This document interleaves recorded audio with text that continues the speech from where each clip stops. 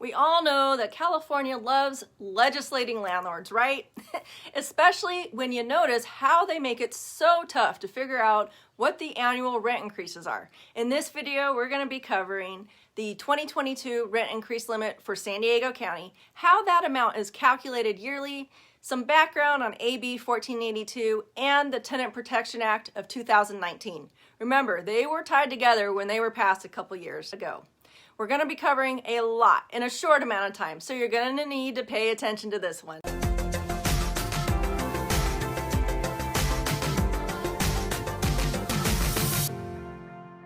Hey, welcome back. If you haven't already, be sure to click that subscribe button and the bell icon.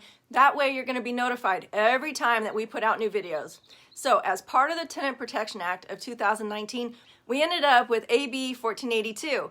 The California rent control law. It limits how much landlords can raise their rent each year. Pretty much it applies to 2 or more units on any plot of land. And the goal was rent stabilization. Well, that didn't happen. In fact, it totally backfired. So here's what the law says about raising rents. In a year's time, a landlord can increase rent no more than 5% plus CPI with 1482, or a total of 10%, whichever is lower. Remember that 10%, because when I tell you what the latest CPI number is, you're gonna be surprised.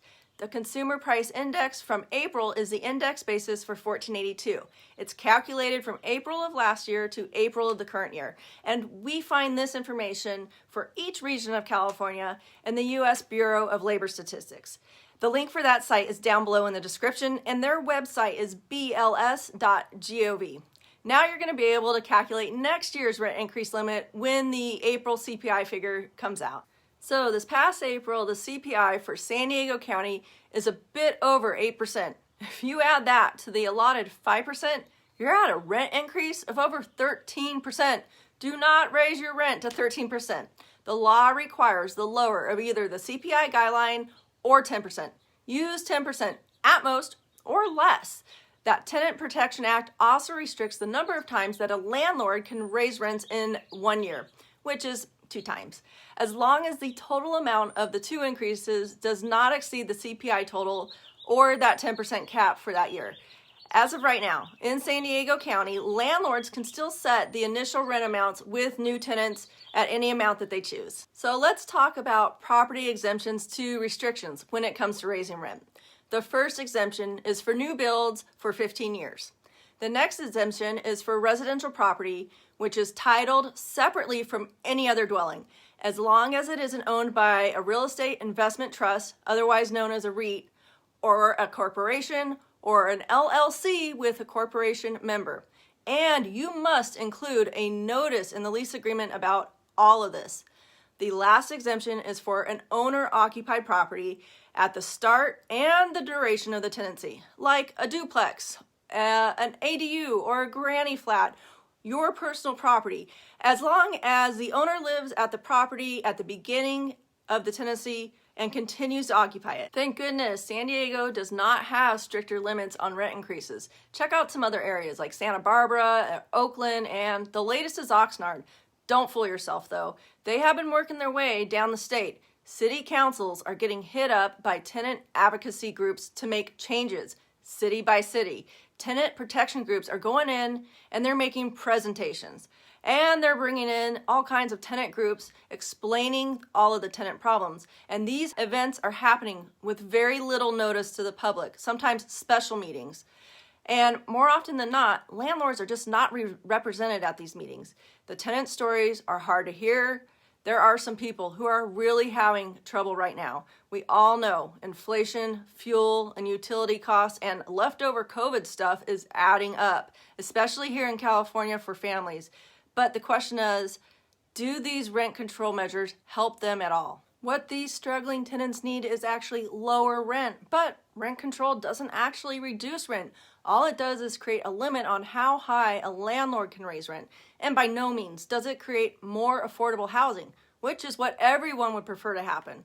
AB 1482 has the opposite effect. It forces landlords to continue to raise rents just to keep their property values up.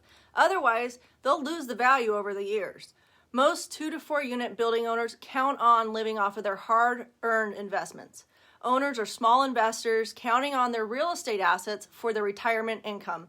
Social Security, it isn't enough. And if they don't keep the rents up to current levels, their investments are less valuable when it comes time to sell. The market is governed by cash flow income.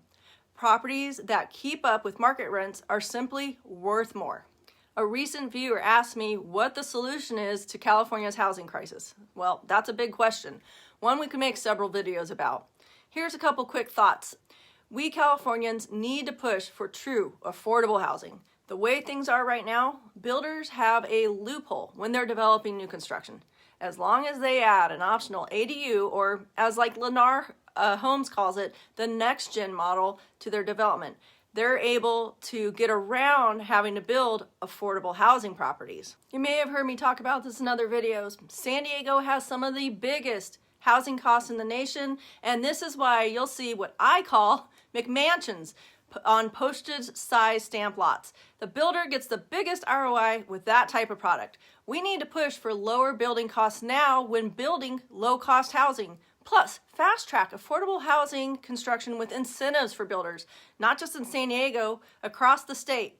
California currently has a $47+ billion record surplus in the budget this past year, and Newsom just announced a $60 billion surplus with his newest budget. Hey, it's just a couple of suggestions to get you thinking of some solutions too.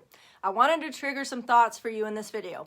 If that worked, please give it a thumbs up. And be sure to contact us if you have questions or if you need help buying or selling here in San Diego. I hope you have a great day, and I'll see you on the next one.